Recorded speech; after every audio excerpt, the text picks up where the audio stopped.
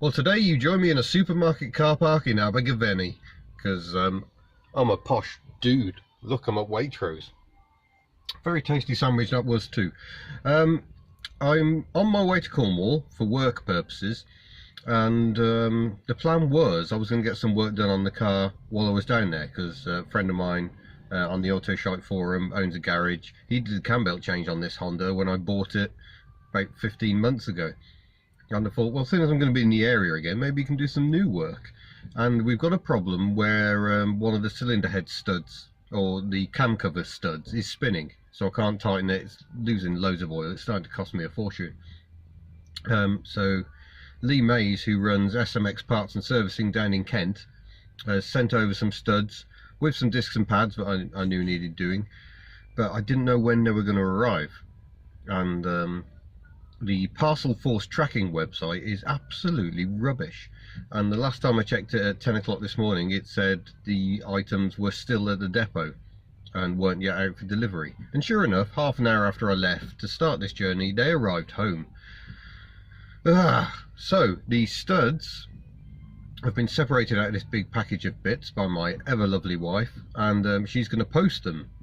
So the question is, what's going to arrive in Red Roof in Cornwall first? Is it going to be me, or is it going to be the studs? And are they actually going to arrive on the same day?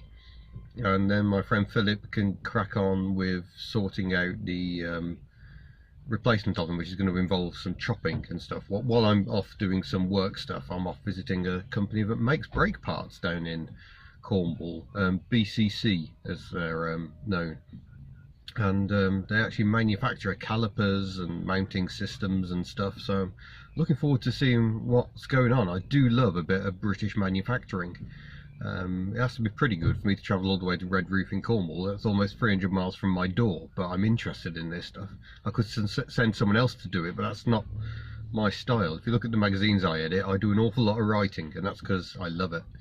So anyway, let's head on down to the southwest and let's see who wins the race. We've landed in sunny Cornwall, and the good news is we got here just before the post. That's my wife's handwriting, and she's a doctor. It explains a lot. And yeah, so we got the stud, we got the car. Hopefully we can get it fixed.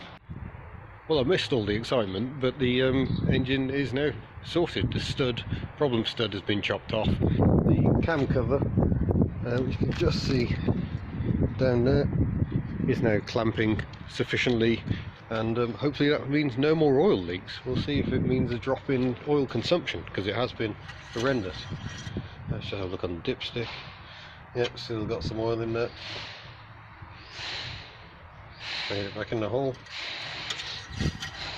There we go. Right, next step, back up to Devon, and then we can get on back home. Well, an unexpected bonus on this video while I'm down in Red Roof. My mate Andy suggested heading to Tumbley Down Farm. He says go and ask to poke around Colin's sheds, and this is one of the sheds.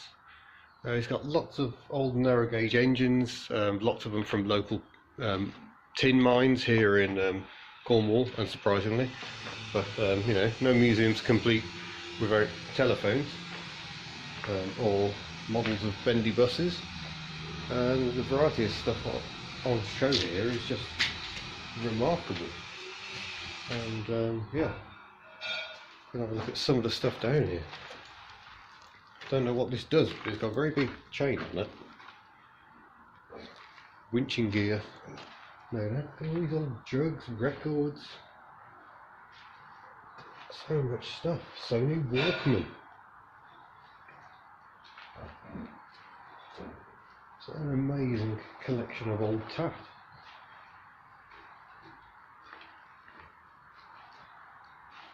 So this is the Moseley Museum, and on running days they have trains out and they've got a little loop they can run these narrow gauge engines around, and yeah, what a fascinating place. Things look like they've been knocked together out of random oddments of timber, which they probably have. Doesn't make them any less brilliant. And more biscuit tins that you can shake a stick at.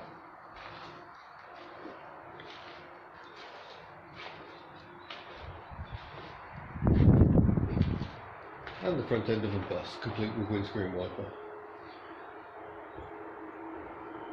Not an actual bus.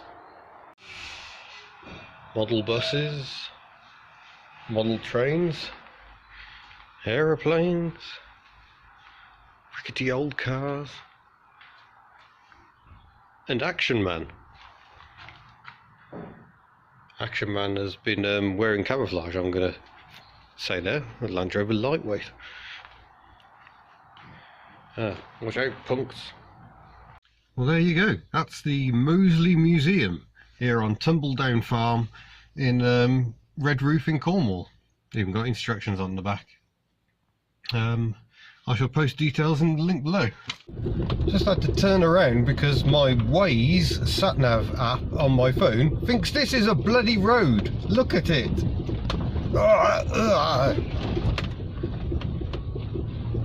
I think I should have got the hint earlier. It isn't a road, it ends in a bloody footpath. Oh, this looks tricky. Keep the momentum up, keep the momentum up, tickle the torque converter, ignore the scraping, hope for the best, put faith in tyres. Ah! I've just had to stop and pull over because, good grief, what a remarkable place. Have a look.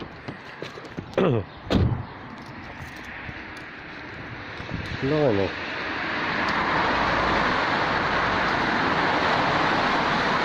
That's a very sickly stag.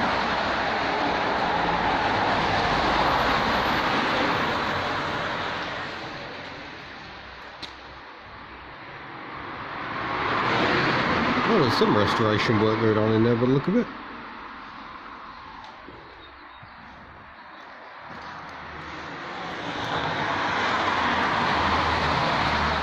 Let's look at this Triumph TR3A. Blimey.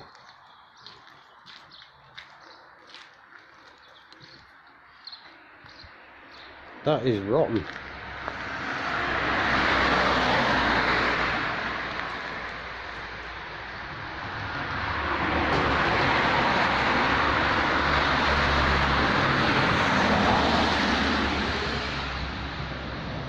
Jeepers. Super Kings.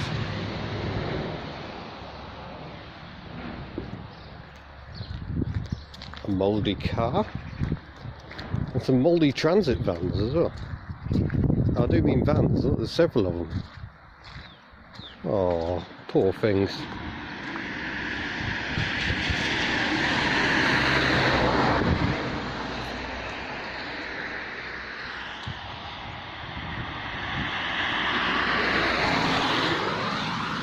Amazing. Seriously, mouldy transits. Well, that was quite a find. But there we go. The Honda's fixed. I visited a random shed full of old trains. I think it's time to bring this video to an end. So thank you very much for watching. Don't forget to subscribe. Please do subscribe. It does make a difference. And if you've enjoyed this video, or even if you haven't, leave a comment below and I look forward to replying. I shall see you again in a future video. Farewell.